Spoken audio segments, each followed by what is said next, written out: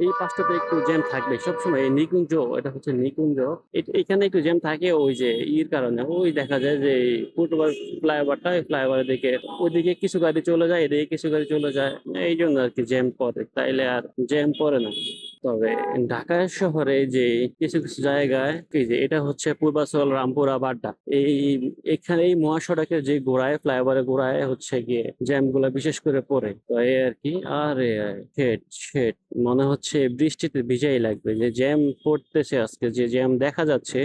বৃষ্টিতে ভেজা ছাড়া কোনো উপায় নাই, ভিজতে হবে মনে হচ্ছে। গত কয়েকদিন আগে একবার বৃষ্টিতে ভিজা ভিজা পরে সারাদিন ভিজা ছিলাম, অফিস করা লাগছে। সুন্দর একটা বাইকারদের একটা লেনই থাকে, বললাম না যে বাইকারদের একটা লেন থাকে। এটাই বাইকে চালানোর যে মজাটা, বা একটু আগে যাওয়া যায়, এটাই আসলে মেন সুন্দর। যে বাইকের লেন্থ, বাইকের সিরিয়াল দেখেন, এই যে বাইকের সিরিয়াল দেখতে আসলে ভালোই লাগে।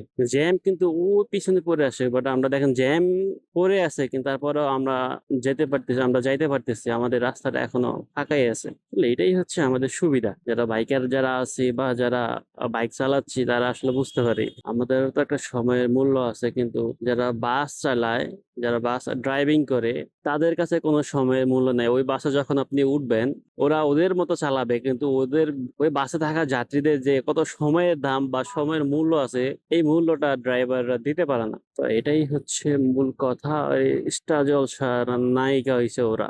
ওরে বাপরে বাপ, আগে যখন বাইক না থাকতো, বাসে করে যখন আসতাম মহাখালী থেকে, আল্লাহ 30টা দিন ওদের দেখা পাইতাম। মানে 10 টাকা করে দিল, মাসে 300 টাকা। তো এখন এগুলোই দেখি চলে। আর আরো কয়েকটা জায়গাতে এই বাইক গুলো দেখলাম আমি, যে পিছনে সুন্দর একটা বক্স আছে, এই যে হেলমেট টেলমেট রাখা যায়, বিভিন্ন জিনিসপাতি রাখা যায়। এটা কি এক্সট্রা লাগানো লাগে নাকি? এটা আমি বুঝতেছি না, মনে হচ্ছে তো এক্সট্রা লাগানো লাগে, কিন্তু বাইকের যে গেট আপ, মনে হচ্ছে বিএমডাব্লিউ এরকম একটা বাইক আছে, ওইরকম লাগতেছে।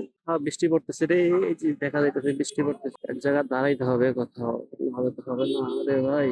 যে ঢাকা শহরে চললে যে, ঢাকা শহরে যদি আমরা চলাফেরা করি বা রাস্তায় যদি আমরা বাইক নিয়ে চলাফেরা করি, যে গুলাকে যদি আপনি এনজয় করে না করতে পারেন, তাহলে আপনার কাছে বিরক্ত লাগবে ভাই। এটা হচ্ছে মূল কথা। এখন আপনি যদি জ্যামে পড়ে থাকেন, যতই পড়ে থাকবেন, যতই বসে থাকবেন, দেখেন আপনার কাছে বিরক্ত লাগতেছে। আর আপনি যদি এটাকে এনজয় করে বসে থাকেন, জ্যাম কখন শুরু হয়েছে কখন চলে গেছে বলতে পারবেন না। এটাই হচ্ছে মূল কথা। সবাই একটু, যেহেতু নিজের গন্তব্যে পৌঁছাবেন, একটু রাইট টাইমে পৌঁছানোর চেষ্টা করবেন। কারণ হচ্ছে অনেক সময় অনেক সমস্যা হয়, যে ভিজা কোনোভাবেই পসিবল না। ওই দিন ভিজে ভিজে অফিস করছি, আসলে কি যে একটা বিরক্ত লাগছে, আজকে সেটা করা যাবে না।